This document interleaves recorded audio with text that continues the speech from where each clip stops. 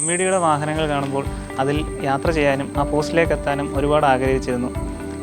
ഇന്ന് ഞാൻ ആ മോഹത്തിൻ്റെ പടിവാതിൽക്കൽ നിൽക്കുകയാണ്. Hi, I M Sreeraj. ഞാൻ കൊല്ലം ജില്ലയിലെ കൊട്ടാരക്കര താലൂക്കിലെ പുത്തൂർ സ്വദേശിയാണ്. AMVI 26ാം റാങ്കുകാരനാണ്. ഞാൻ ബിടെക് എടുത്തത് പത്തനംതിട്ട കടമ്പനിട്ട മോൺസിയം കോളേജിൽ നിന്നാണ്. 2019 പാസ് ഔട്ടായത്. പക്ഷേ പാസ് ഔട്ട് ആവുന്ന സമയത്ത് എനിക്ക് PSCയിലോട്ട് വരാനൊരു ആഗ്രഹമോ താല്പര്യമൊന്നും ഇല്ലായിരുന്നു. അപ്പോൾ ഏകദേശം 1 വർഷത്തോളം ഞാൻ ബാംഗ്ലൂരിൽ TVS ഉപാസനയിലും അതേപോലെ അശോക് ലൈലാൻഡിലും നീം ട്രെയിനിയായും കാഷ്വൽ ലേബറായും വർക്ക് ചെയ്തിട്ടുണ്ട്. അപ്പോൾ അവിടെ വർക്ക് ചെയ്ത ടൈമിൽ ആണ് നമുക്ക് മനസ്സിലായത് ഈ പ്രൈവറ്റ് ജോലിയുടെ കഷ്ടപ്പാടും ബുദ്ധിമുട്ടുകളും ഒക്കെ മനസ്സിലായത്. അപ്പോഴാണ് PSCയിലോട്ടൊരു താല്പര്യം നമുക്ക് തോന്നി തുടങ്ങിയത്. നാട്ടിൽ വന്നപ്പം ചേട്ടൻ്റെയും കൂടെ നിർബന്ധപ്രകാരമാണ് ഞാൻ ശരിക്കും PSCയിലോട്ട് തിരിഞ്ഞത്.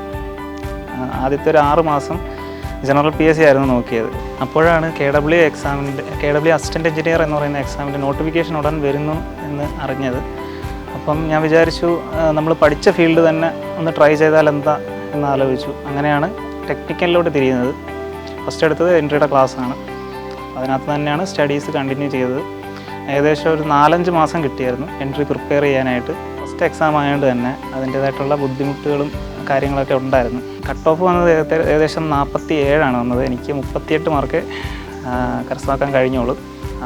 അത് കഴിഞ്ഞപ്പോഴാണ് എനിക്ക് മനസ്സിലായത് കറക്റ്റായിട്ട് സിസ്റ്റമാറ്റിക്കായിട്ട് എങ്ങനെ എക്സാമിനെ അഭിമുഖീകരിക്കണം, എങ്ങനെ എക്സാമിന് വേണ്ടി പഠിക്കണം എന്നൊക്കെ മനസ്സിലായത് ഇത് കഴിഞ്ഞപ്പോഴാണ്. അങ്ങനെ ഞാൻ ഒരു സെക്കൻഡ് ട്രൈ പോലെ എൻട്രിയിൽ 2ാമതും കോഴ്സ് എടുത്തു. നോട്ട്സും വീഡിയോ ക്ലാസ്സും എല്ലാം അപ് ടു ഡേറ്റ് ആയിരുന്നു. അങ്ങനെ AMVയുടെ കോഴ്സ് എടുത്തപ്പോൾ തൊട്ട് ഞാൻ കറക്റ്റ് 6 മണിക്കൂർ ഉറക്കം മെയിൻറ്റെയിൻ ചെയ്ത് തന്നെ ബാക്കി സമയം കറക്റ്റായിട്ട് പഠിച്ച് ഒരു ടെൻഷനും ഇല്ലാതെ മാക്സിമം പഠിക്കാൻ ശ്രമിച്ചു. എസ്പെഷ്യലി നമ്മുടെ റിയാസ് സാറിൻ്റെയും ജയകേശവൻ സാറിൻ്റെയും ക്ലാസ് വളരെ ഇൻഫോർമേറ്റീവും ഒരുപാട് ഹെൽപ്ഫുള്ളും ആയിരുന്നു. അതുപോലെ എക്സാമിനൊരു 2-3 ആഴ്ച മുമ്പ് എനിക്ക് പോർഷൻസ് കംപ്ലീറ്റ് ചെയ്യാൻ പറ്റി. അതേപോലെ റിവിഷൻസ് സ്റ്റാർട്ട് ചെയ്യാൻ പറ്റി. ലൈവ് ക്ലാസ്സസ് ആയാലും എല്ലാം കറക്റ്റായിട്ട് ഫിനിഷ് ചെയ്യാൻ പറ്റിയിട്ടുണ്ട്. ബിടെക് കഴിഞ്ഞവരാണെങ്കിലും ഡിഗ്രി കഴിഞ്ഞവരാണെങ്കിലും ഡയറക്റ്റ് ജനറൽ PSC എന്നൊരു ഓപ്ഷനാണ് തിരഞ്ഞെടുക്കുന്നത്. ടെക്നിക്കൽ PSC ആരും ചൂസ് ചെയ്യാറില്ല. അതിൻ്റെ പ്രധാന കാരണം വേക്കൻസി തന്നെയാണ്. വേക്കൻസി കുറവാണ് എന്നുള്ളത് തന്നെയാണ് അതിൻ്റെ പ്രധാന പ്രശ്നം എന്ന് എല്ലാവരും മനസ്സിലാക്കുന്നത്. പക്ഷേ ഇപ്പോൾ ജനറൽ PSCയിലെ പ്രശ്നമെന്ന് പറഞ്ഞാൽ വാസ്റ്റാണ്. നമുക്ക് ഓഫ് ടോപ്പിക് ഇഷ്ടം പോലെ ക്വസ്റ്റ്യൻസ് വരാൻ ചാൻസ് ഉണ്ട്. അതേപോലെ അത്ര ആപ്ലിക്കൻസിൻ്റെ എണ്ണവും കൂടുതലാണ്. പക്ഷേ ടെക്നിക്കൽ കേസ് എടുക്കുമ്പോഴത്തേക്ക് അത്ര ആപ്ലിക്കൻസ് വരത്തില്ല ഒരിക്കലും. ഉള്ളവർ പഠിക്കും.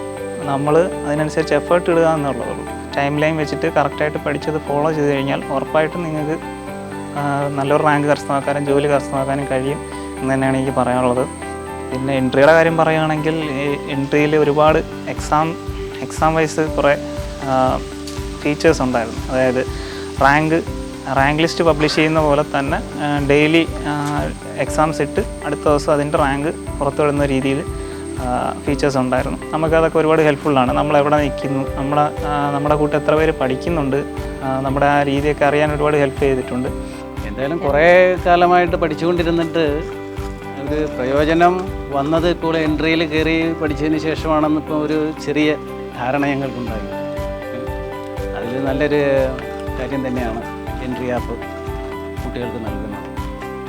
മാത്രമല്ല PSCയുടെ ഒരുപാട് പരീക്ഷയും ഒരുപാട് കാഷ്വലായിട്ടുള്ള ട്യൂഷനും അതും ഇതുമെല്ലാം പോയിരുന്നു. പക്ഷേ അതിലേക്കായി ബെറ്ററായിരുന്നു എൻട്രി ആപ്പ്. ടെക്നിക്കൽ PSC ഒരുപാട് പോസ്റ്റുകൾ ഇനിയും വരാതിരിക്കുന്നുണ്ട്.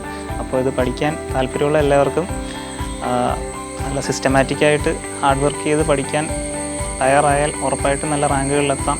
അങ്ങനെ എത്തട്ടെ എന്ന് ആശംസിക്കുന്നു. All the best.